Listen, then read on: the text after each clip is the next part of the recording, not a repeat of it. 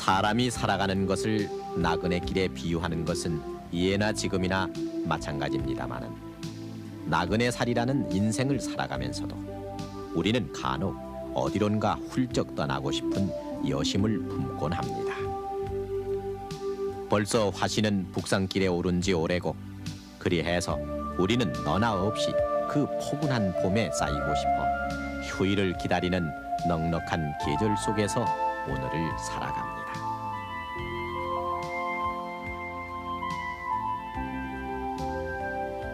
그러나 지나온 세월의 구비를 거슬러 올라가면은 누구나가 떠돌이 식객 차림으로 이 도시 저 고장, 이 거리 저 골목길을 안쓰레이 살아가던 세월의 여울목을 떠올리게 됩니다. 집을 떠나 그 별따기라는 취직자리 기다리며 친척집에 기숙을 하거나 장사를 벌이겠다고 고향을 떠나 논밭 판돈을 지니고서 싸구려 여인 속에서 새우잠을 자던 사람들, 또 가난하고 답답한 집안 구석을 뛰쳐나와 돈 한 푼 없이 어디론가 훌쩍 가겠다며 무전여행이랍시고 떠돌던 우리의 사춘기. 기다림과 기다림, 무언가 더 나은 삶을 기다리는 초조한 마음으로 살아가던 우리는 기껏해서 흐릿한 30쪽짜리 백열구가 이쪽 저쪽 방을 함께 비추는 싸구려 칸막이 여인 속에서 세월의 봄을 기다릴 수밖에 없었습니다. 그래서 그때 단지 집떠남만 있었을 뿐 우리 삶 속에는 여행이란 말이 없었습니다. 하다못해 생애 한 번이라는 신혼여행조차 고작 워커힐을 새나라 차로 한 바퀴 도는 곳으로 만족해야 했고, 몇 푼의 돈이 없어 못 가는 수학여행 때문에 일주일 전부터 통심의 상처를 그어내곤 했습니다. 그래서 너나 할 것 없이 집 떠나면 고생이란 말로 자위 반, 체념 반 심사를 달랬던 그때, 여행은 우리 삶의 가장 허황되고 사치스런 다이얼로그였습니다. 그때를 아시는지요?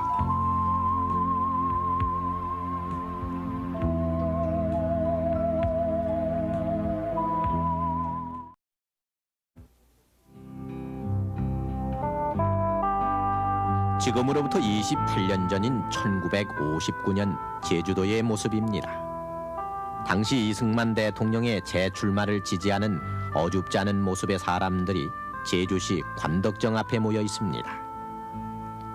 지금이 하루에도 열 몇 차례씩 신혼부부들을 태운 비행기가 제주도를 나릅니다마는 그때만 해도 제주도는 개발도 되지 않은 투박한 모습을 하고 있어서 갈 곳 없는 수재민들이나 언어 조사단이니 풍속 조사단이니 하는 조사단이 겨우 찾아갈 뿐이었습니다. 거기다 지금의 대한항공 전신인 KNA는 쌍발기, 사발기, 헬리콥터 모두 해서 비행기라곤 넉 대밖에 안 돼. 당시 이 대통령도 미 공군의 특별기를 타고 제주도를 갔고, 일반인들은 부산에서 도라지호니 제주호 등을 타고 20시간 가까이 백기를 헤쳐가야만 닿을 수 있는 곳이었으니 좀 넉넉한 신혼여행을 가려는 사람들이 혹 있었다 해도 제주도는 그 대상이 아니었습니다. 그래서 좀 있다 하는 집 신혼부부들이 찾아가는 곳은 온양온천이나 유성온천, 그리고 해운대 동네 온천이 고작이었습니다. 온양만 해도 요즘 서울에서 1시간 반이면 갈 수 있지만 5, 60년대까지만 해도 그 연착자라기로 유명한 장항선 기차로 4, 5시간 덜커덩거리며 닿으면은 신혼부부는 초야라는 대사를 앞두고 일찌감치 파김치가 되기 마련이었습니다. 그래도 뭐라고 사람들은 그 온양온천 한 번 가보는 것이 요즘 어디 외국 구경하고 싶은 마음에 버금가는 것으로, 그래서 알만한 정치인들이나 소설가들이 즐겨 찾곤 했습니다. 그 온양을 찾는 분들이라고 한다면은 이제 그때 당시에 그 생활이 아주 상류 계급에 있는 사람들, 아니면은 일생에 그저 한 번 정도 있는, 한 번 꼭 있는 거의 저 혼례식을 마치고 신혼여행을 온다든가 말이죠. 그러니까 온양에 오는 사람들은 아주 우리나라에서 그때 당시만 해도 제일 그 상류 계급, 아주 생활이 넉넉한 사람들, 그렇게 아주 참 큰 맘 먹고 오는 그런 사람들 외에는 없었죠. 그러니까 그때 온양에 그 신혼여행을 왔다 갔다 한다든가 온양에 여행을 왔다 갔다 그러면 아주 그 자랑으로 했습니다. 아, 나 온양온천 뭐 여행을 갔다 왔다든가 온양온천으로 신혼여행을 갔다든가 말이지. 그걸 아주 그때 큰 자랑으로.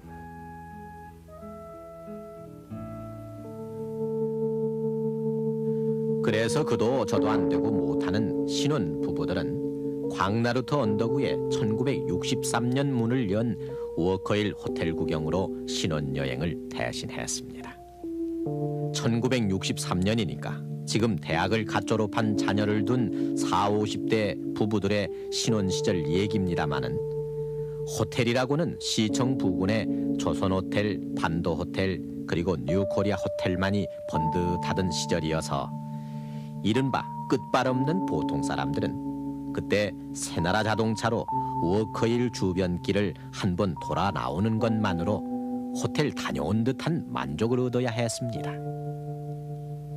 그때 그러니까 24년 전 바로 오늘 개관한 워커힐은 개관쇼에서 당시로서는 생각도 못한 반나체에 가까운 허니비 쇼단 공연을 하고 있었고, 그 독특하고도 유명한 세인츠고 마치니 트럼펫을 부는 루이 암스트롱의 특별 공연까지 있었지만은 일반 서민들에게는 대한뉴스에서나 맛볼 수 있는 한국판 라스베가스 환상이었을 뿐입니다.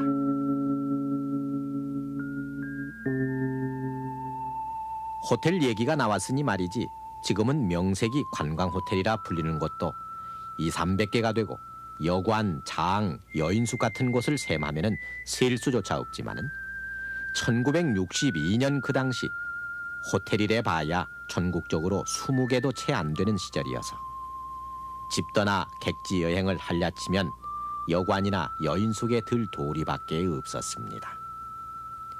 말이 여관이지 허름하기는 여인숙과 진배 없어 비닐로 된 방 칸막이 윗쯤에 구멍을 뚫어놓고 30촉짜리 전구 하나로 두 방을 밝히는, 그래서 먼저 잠이라도 청하려면은 상대가 누군지도 모르고 어르신네 그만 불 끄고 주무시죠라는 애교 섞인 주문을 조심스레이 해야만 했습니다.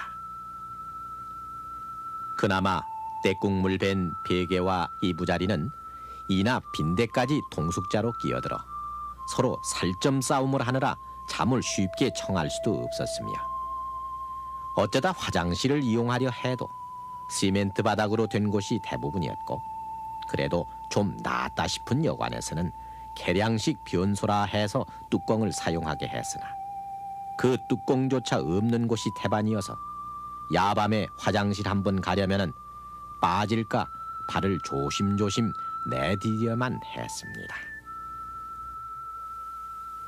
그때 그 여관이라도 지금 여관과는 판이합니다.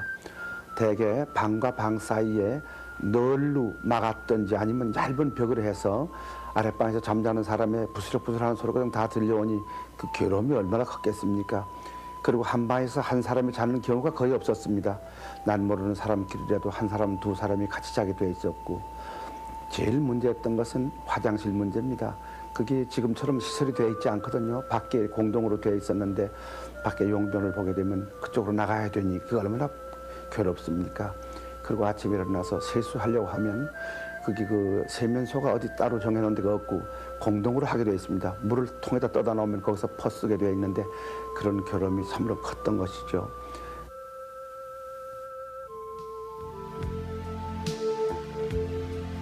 먹고 살기 힘든 시절이라 지니고 갈 돈 한 푼 없이 떠났던 무전여행. 그래도 그때 사춘기 소년들은 젊어 고생은 사서도 한다는 말 한마디를 노자로 염색한 군복에 허름한 배낭 하나 걸머매고 딱이 여행이랄 것도 없는 여행길에 오르곤 했습니다. 쌀 혹은 보리쌀 약간만이 식량의 전부였고, 튼튼한 두 다리만 믿고 떠난 무전 여행길에서는 의뢰이 두 끼 걸러 한 끼 먹는 것이 다반사였고 그마저 먹을 것이 떨어지면은 구걸 행위도 서슴지 않았던 고생길이었습니다.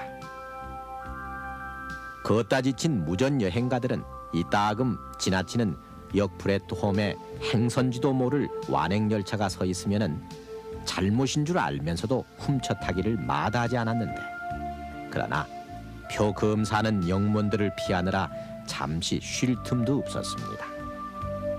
그러다 자칫 영문과 막다뜨리기라도 하면은 달리는 열차에서 뛰어내리다가 다치는 일도 흔했고 잡히는 날에는 영무실 한쪽에서 꼼짝없이 무릎 꿇고 벌을 서야만 했지만 다시는 열차 훔쳐 타지 않겠다는 반송문 한 장과 그래도 학생이니까 봐준다는 너그러운 말 한마디로 풀려나기도 했습니다. 그러나 잠자리 인심은 그닥 나쁘지 않아 걷느라 부을 대로 부은 두 다리와 허기에 지친 몸을 시골 어느 곳에서든지 하룻밤 좀 하는 부탁 한마디로 누울 수 있었지만은 무전여행 나선 사람들로 인한 민폐도 적지 않았는지 1962년 9월에 어느 신문에서는 경찰이 무전여행하는 사람을 단속에 나서고 이들을 발견하는 대로 귀가 조치하겠다 하는 기사를 싣고 있습니다.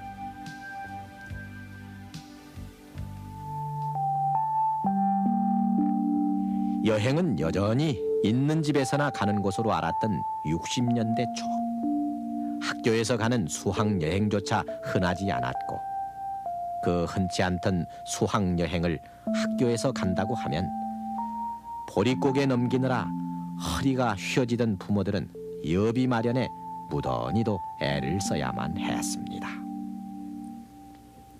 그때 시골에서 의뢰에 가던 서울 수학여행에 드는 비용은 2박 3일에 기차싸까지 포함해 대개 3,000환 정도.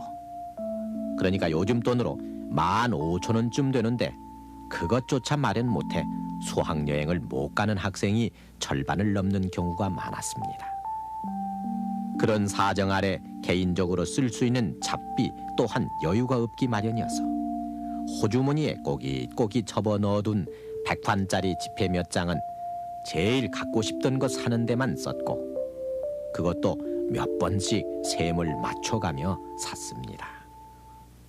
그러나 그나마 살 수 없었던 아이는 친구가 산 장난감이 그렇게 부러울 수가 없어 한 번만 만져보자고 애걸 하다시피 하는 안쓰러운 광경도 그 당시엔 흔히 볼 수 있었습니다.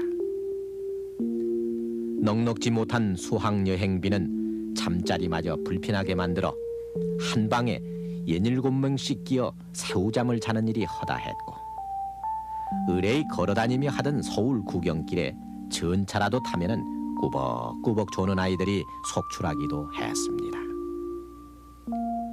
갖고픈 것 어느 하나 마음대로 살 여유가 없고 불편한 잠자리에 걸어다니며 구경하느라 팔이 부러졌어도 그때 그 수학여행은 잠 못 이루던 추억으로 그리고 평생의 첫 여행으로 지금 우리들 40대 대부분의 기억 속에 남아 있습니다.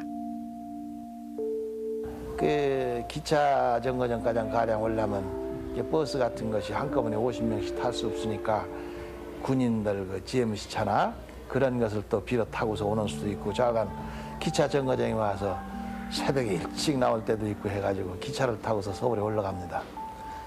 서울에 올라가면 이제 뭐 구경할 게 많지만 거기서 또 차 타고 다닐 수 있나요? 쌀 짊어지고 도시락 짊어지고 그러니까 창경원으로 갔다 또 비원으로 갔다 중앙청 가서 보고 그 여관이가 잘나면 이제 여관에서야 뭐 이불을 제대로 다 있나요? 이불을 뭐 하나나 둘이나 큰 방에다 갖다 놓고서 발이나 넣고서 잘 정도로 그렇게 하는 거죠.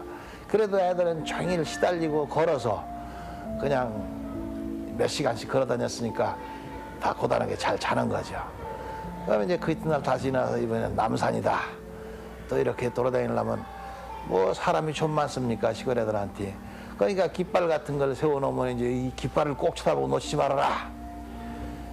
그 이제 나중에 수학여행 갔다 와서 너 제일 뭘 재미있게 봤니? 그러니까 깃발을 제일 많이 봤다고 말이지. 애들 그러는 수가 있거든.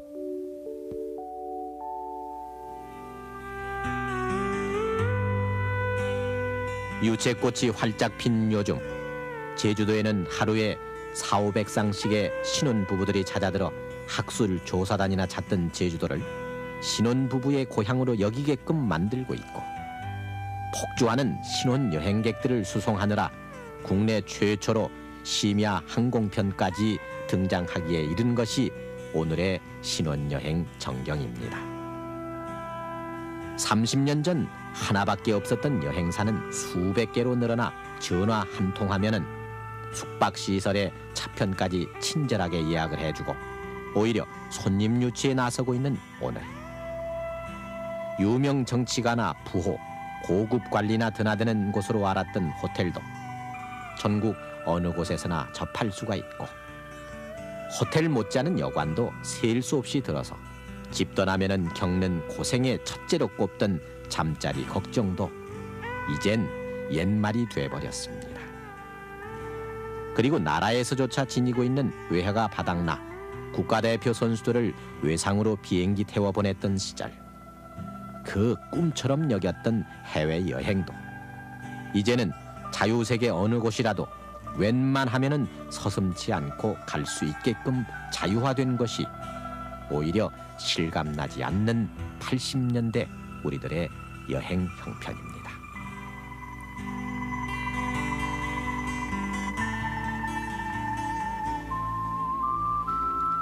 그러나 20년 혹은 30년 전 여행이란 낱말이 생경스럽게 들리던 시절, 돈 한 푼 없이 떠났던 무전여행길에서 열차 훔쳐타다 영문에 들켜 무릎 꿇고 벌받던 사춘기 소년들이 있었습니다.